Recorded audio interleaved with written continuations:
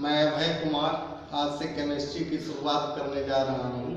आशा करता हूँ मेरे इस प्रयास को आप सफल बनाएंगे और आप लोगों से मेरा अनुरोध है कि इस चैनल को अधिक से अधिक स्टूडेंट तक पहुँचाने का कृपा करें ताकि उन स्टूडेंट को ज़्यादा फायदा हो जो कोचिंग स्कूल जाने से लाचार हैं, जिनके पास पैसा का प्रॉब्लम है। तो कम समय लेते हुए मैं केमिस्ट्री में केमिकल बॉन्डिंग शुरुआत करने जा रहा हूँ, क्योंकि केमिकल बॉन्डिंग जो है संपूर्ण केमिस्ट्री का रीढ़ माना जाता है और केमिकल बॉन्डिंग के अध्ययन के बाद ही ऑर्गेनिक इनऑर्गेनिक को आसानी से पढ़ा जा सकता है। तो केमिकल बॉन्डिंग हम शुरुआत करने जा रहे हैं। केमिकल बॉन्डिंग,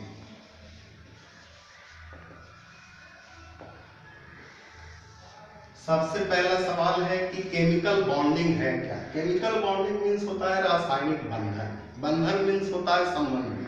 संबंध कई चीजों से होता है, जैसे परिवार में भाई बहन का संबंध हो, पति पत्नी का संबंध हो, दो मित्रों का संबंध हो, पिता पुत्र का संबंध हो, माँ पुत्र का संबंध हो। इस तरह से केमिस्ट्री में बहुत सारे संबंध होते हैं। तो ये संबंध है क्या?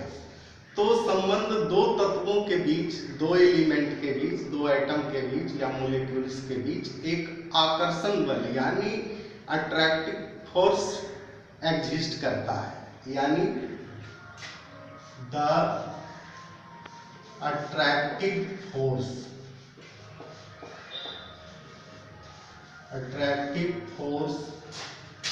That can hold between two atom or molecules, then it is called chemical bond. Chemical bonding कई प्रकार के होता है, यानी केमिकल बॉन्ड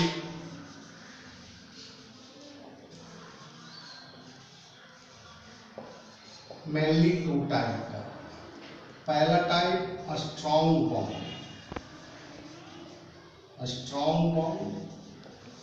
और दूसरा हो गया वीक बॉन्ड। स्ट्रॉन्ग बॉन्ड हुआ इंटर एटम और वीक हो गया इंटर मोलिक्यूल्स।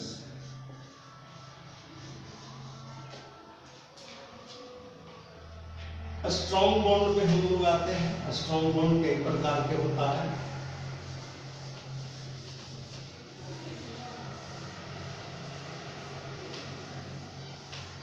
स्ट्रॉन्ग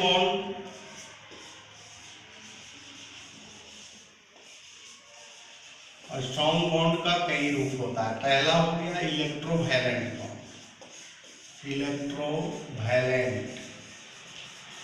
बॉन्ड और इसी का एक और नाम है आयनिक बॉन्ड।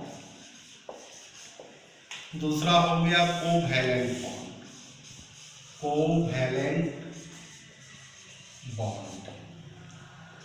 तीसरा हो गया कोऑर्डिनेट कोवैलेंट बॉन्ड और चौथा बॉन्ड है मेटालिक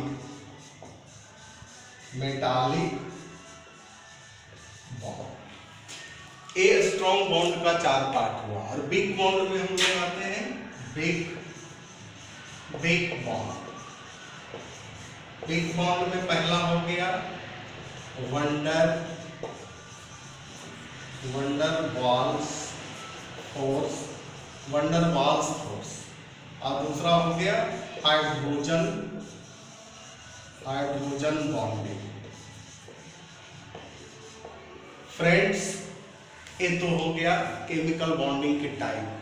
लेकिन इन सभी बॉन्डों के अध्ययन करने से पहले हम लोग आते हैं सबसे पहले वैलेंसी, क्योंकि एलिमेंट एक दूसरे से जुड़ता कैसे है और जोड़ करके मॉलिक्यूल्स का निर्माण कैसे करता है, तो हम लोग आ जाते हैं valency. Valency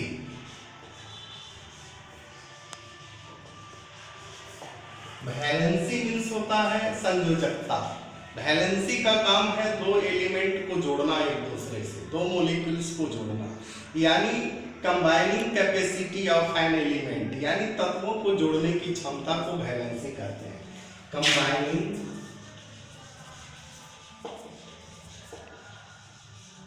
capacity of an element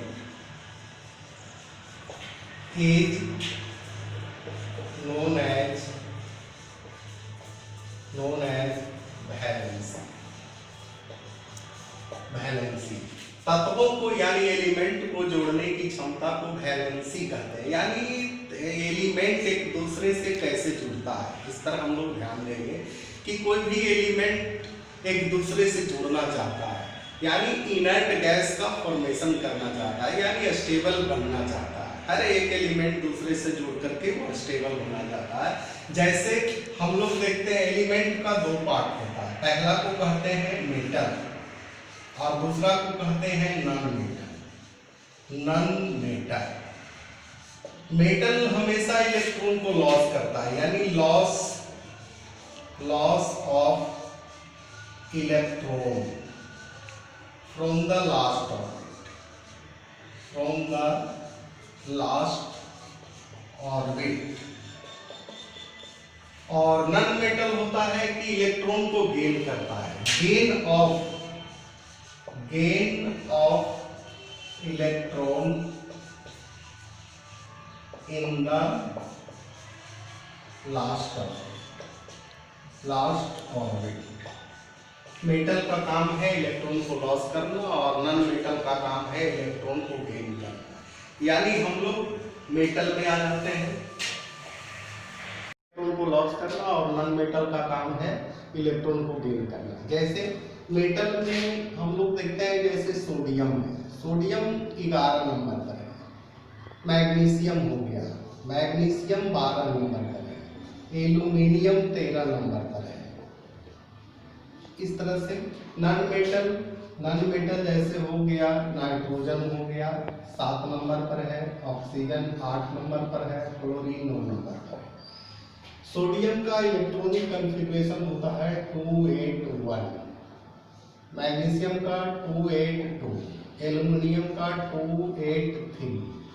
तो मेटल जो होता है अपने बाह्यतम कक्षा में, कोई भी एलिमेंट के बाह्यतम कक्षा में 1 इलेक्ट्रॉन हो या 2 इलेक्ट्रॉन हो या 3 इलेक्ट्रॉन हो, एक ऑक्टेट यानी अष्टक को पूरा करने के लिए इलेक्ट्रॉन को लॉस कर देता है। यानी सोडियम 8 पूरा करने के लिए इलेक्ट्रॉन को 1 इलेक्ट्रॉन को लॉस करता है, यानी सोडियम का वैलेंसी 1 हो गया।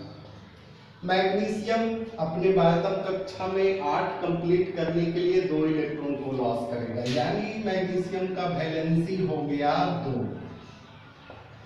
एल्युमिनियम 8 पूरा करने के लिए 3 इलेक्ट्रॉन को लॉस करेगा, यानी वैलेंसी इसका हो गया 3।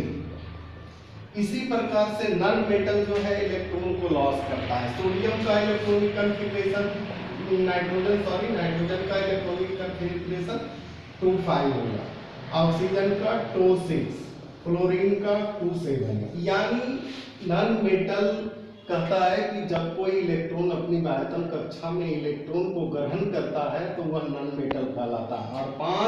और जब किसी एलिमेंट की बाह्यतम कक्षा में 5 इलेक्ट्रॉन हो या 6 इलेक्ट्रॉन हो या 7 इलेक्ट्रॉन हो, ऑक्टेट को कंप्लीट करने के लिए इलेक्ट्रॉन को गेन करेगा। यानी 5 से 8 पूरा करने के लिए 3 इलेक्ट्रॉन को गेन करेगा, यानी इसका वैलेंसी 3 हो गया। 6 से 8 पूरा करने के लिए 2 इलेक्ट्रॉन को गेन करेगा, वैलेंसी इसका 2 हो गया। 7 से 8 पूरा करने के लिए 1 इलेक्ट्रॉन को गेन करेगा, यानी वैलेंसी इसका 1 हो गया।